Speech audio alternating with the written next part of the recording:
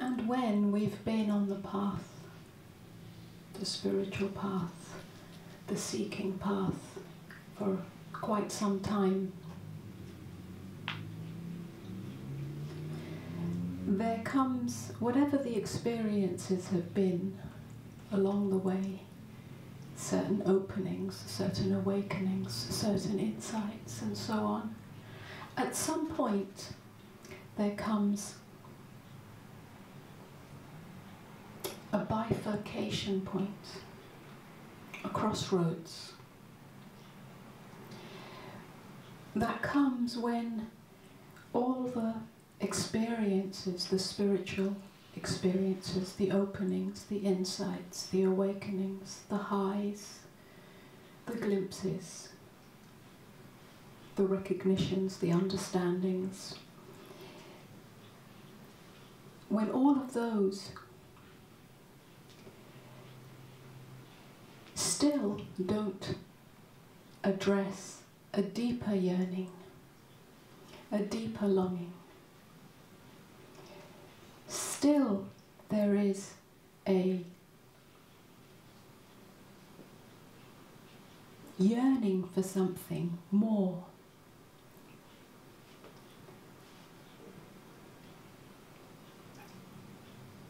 When that builds up, there comes a crossroads, a breaking point, if you like, where we have a choice. Either there's a kind of resignation, a collapse, a giving up of looking even deeper within, a giving up of listening to the innermost, listening to the deepest. A kind of saying, well, none of it's working anyway. It hasn't brought me lasting peace. It hasn't brought me lasting enlightenment. So I might as well just give up and give in to reactivity, habitual tendencies, and so on. Or at that point, we can start to ask a different question. That question, that new question that may be born at this point, is one that includes our humanity, not further rejects it.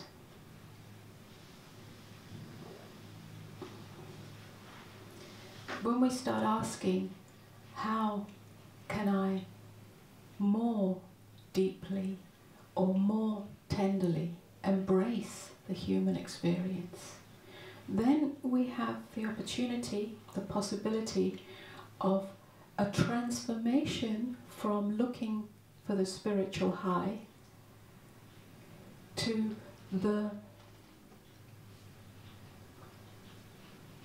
birth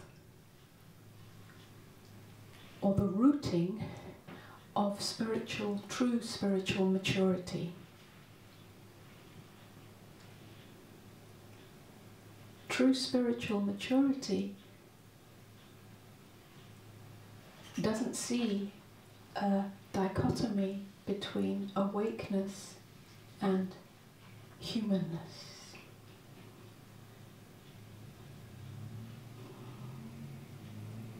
It's an opening to the whole spectrum of the human experience, with all its challenges, with all its brokenness, with all its failures, with every single feeling that arises, so that nothing is made an enemy from our minds. There is no enemy in our experience that we attempt to fight or reject or suppress or pretend is not here, so that the whole of the human experience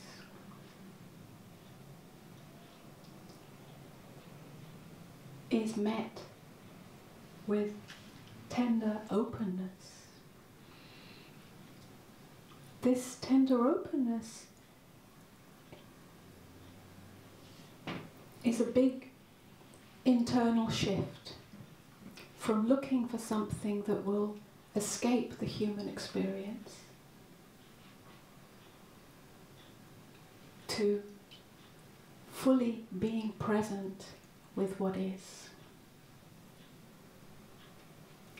It doesn't necessarily always feel the way we want it to feel.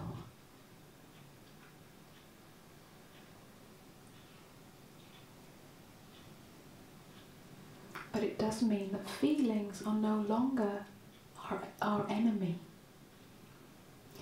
Now this does not necessarily mean, or it does not mean, that we regress into unconscious reactivity. We don't regress into being lost in feeling, in being lost in emotion. It's not about recreating the story of poor me in what is happening. It's about meeting what is happening without the story. Without the story of it shouldn't be happening, or it shouldn't be happening to me, or I'm not good enough because this is happening, or I'm not spiritual enough because this is happening. There's a big difference in that. Life is a constant invitation to this deepening and opening. Life is relentless in this invitation. The idea that awakening brings an end to challenges or losses or discomforts is a big myth. Simplistic though it sounds, is a big myth that seems to have seeped in to the seeking mind. So it serves us to demythologize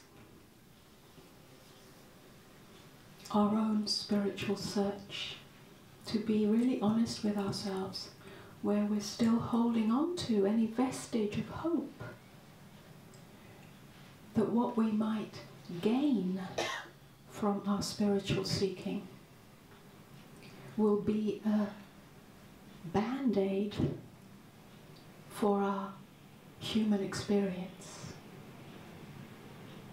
Once we start to demythologize our spiritual seeking,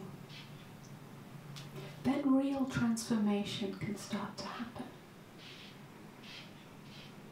Real spiritual maturity can start to happen.